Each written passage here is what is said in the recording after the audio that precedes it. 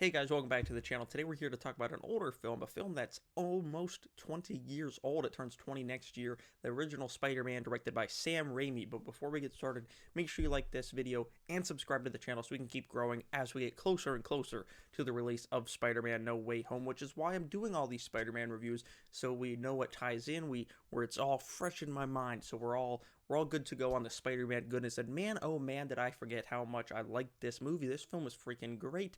It's the Superman, the movie for the early 2000s. Wonder Woman's probably the closest thing to this since we've got this film.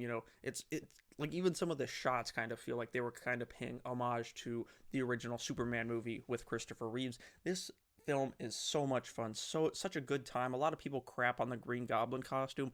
I like it. I love Green Goblin. You should see my comics collection of the classic original Green Goblin comics that I have. I got some of the rare ones. I got some of the least rare ones. I'll take them all because I love Green Goblin. But I think if you put his comic book suit in movies, I think it would look a little goofy. I think it kind of would look a little cheap maybe, and I think this is what the best they could probably think of in the early 2000s. Nowadays, if they ever do a new Green Goblin, we might get a little more updated suit, but for the time, I thought it looked great. It looks a little Power Ranger-y, yes, but this is what, if Sam Raimi made Green Goblin, that's what it would look like, and that's what it looks like. My least favorite part about this film is probably Tobey Maguire. Do I hate him as Spider-Man? No, I actually like him as Spider-Man. I don't like that he looks like he's 35, creepily hanging out with high school kids. That's what I don't like, is that he's just too old, and Andrew Garfield had a similar problem, but we'll get to that when we get to that.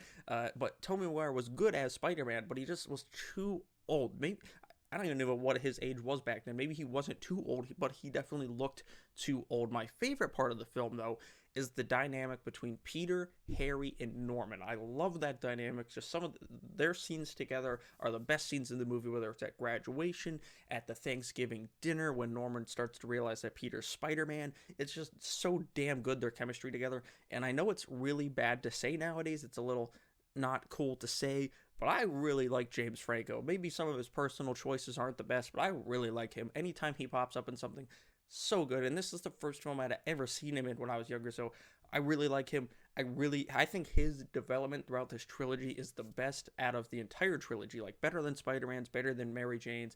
The best character development in this trilogy comes from Harry Osborn, and we'll touch on that as we review the other two movies. The special effects now look a little dated, and I see a lot of people being like, oh, it's dated, it's not as good as it used to be.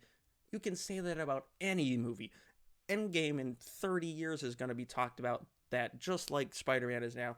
I don't give that a knock against it. Like, I love the original Superman movie and Batman movie, even though they look incredibly dated now, and I feel the same way about Spider-Man. It looks dated, it's very cheesy, but it's also Sam Raimi. Of course it's going to have some cheese. You get your Bruce Campbell in there, you get, ooh, Bonesaw's ready, you get the Macho Man Randy Savage, snap into a Slim Jim, you get him in there. It's just so much fun. This Aunt May is probably my favorite Aunt May. Love Marissa Tomei, but it's weird seeing a hot Aunt May, if you know what I mean. I like the old comic book version of Aunt May. She just looks like a sweet old lady, and when Green Goblin attacks her, I just want to jump in the screen and start fighting the Goblin myself. But I love Willem Dafoe in this. Tobey Maguire, good as Spider-Man, but too old. Harry, fantastic, best part of the movie. MJ, I feel like I've always felt like in the early parts of the comics, nowadays it's fine because she's toned down as they gotten older, but in the comic books, young MJ was always not good enough for Peter, in my opinion. She's just this party girl that kind of gets him because he's the only one that doesn't treat her like garbage. It's like, well, maybe change who you hang out with and maybe change how you act, and people won't treat you like an idiot. That's just my opinion. But Kirsten Dunst is certainly not the problem with that. It's the character itself, how she was created. But Spider-Man 2002 is just a blast of a movie. It's how we got, all these Spider-Man movies today. It's going to tie into No Way Home. And is it dated? Yes, but you can't hold that against the movie because every movie's dated. Aliens dated, whatever. Aliens, Terminator, they're all dated, but we still love those movies. So I don't know why Spider-Man doesn't get the same pass that they get, but for me, it does. I really enjoy Spider-Man. It's one of my favorite superhero movies. I'm going to give Spider-Man 2002 by Sam Raimi an 8.5 out of 10. I think I had a blast with this movie, and I've always liked this one more than Spider-Man 2, so I'm curious to how my rewatch of that one's going to go, and I'm curious to see what you guys think of it as well. So make sure you comment down below with what you thought of Spider-Man, how it's tying into Spider-Man No Way Home, and what you think I'm going to talk about in my Spider-Man 2 review coming on Friday because I'm not going to put it up on Thanksgiving. I'll let you guys hang out with your families one day. You get one day with your families, and then you better be right back here on Friday for Spider-Man 2 Talk. Thank you all for watching. I'll see you guys right here next time.